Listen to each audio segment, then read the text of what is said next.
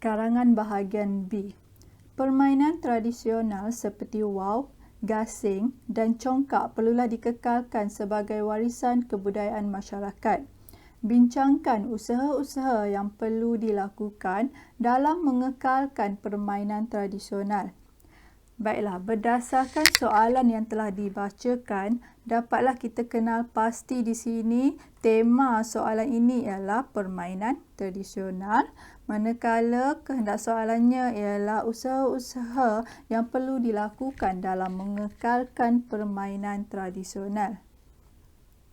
Berdasarkan tema dan kehendak soalan yang telah dikenal pasti inilah, kita boleh menghuraikan perenggan pendahuluan dengan lebih jelas dan terperinci.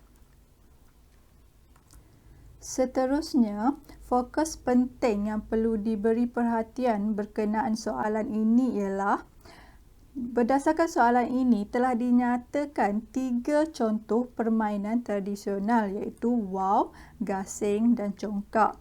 Jadi, anda wajib, saya ulang sekali lagi, anda wajib menghuraikan isi berdasarkan 3 contoh ini secara berasingan. Maksudnya, dalam perenggan isi yang pertama, contoh mestilah berkaitan dengan waw.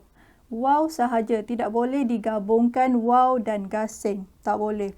Ataupun waw dan permainan tradisional lain seperti sepak raga, tak boleh. Jadi dalam isi pertama contohnya mestilah waw. Begitu juga dengan isi kedua, contohnya mestilah berkaitan dengan gasing, dan isi ketiga contohnya mestilah berkaitan dengan congkak. Okey, walau bagaimanapun anda dibolehkan untuk menambah satu lagi isi iaitu isi keempat dengan mengemukakan mana-mana contoh lain selain daripada 3 contoh yang telah diberikan.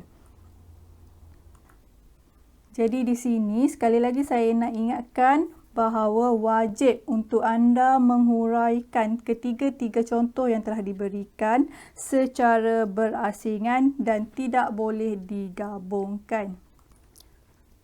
Okey, contohnya di sini dalam perenggan isi yang pertama kita mengambil contoh gasing. Jadi dalam perenggan isi yang pertama ini berkaitan gasing sahaja. Begitu juga dengan isi kedua, kita ambil contoh congkak, dan isi yang ketiga kita ambil contoh waw. Okey, langkah seterusnya ialah anda perlu menghuraikan satu perenggan kesimpulan yang jelas. Jelas menunjukkan rumusan anda berkaitan tema kita pada hari ini iaitu permainan tradisional dan usaha-usaha yang perlu dilakukan. Untuk yang terakhirnya, tugasan yang perlu anda lakukan ialah pertama, salin soalan, pendahuluan dan isi 1.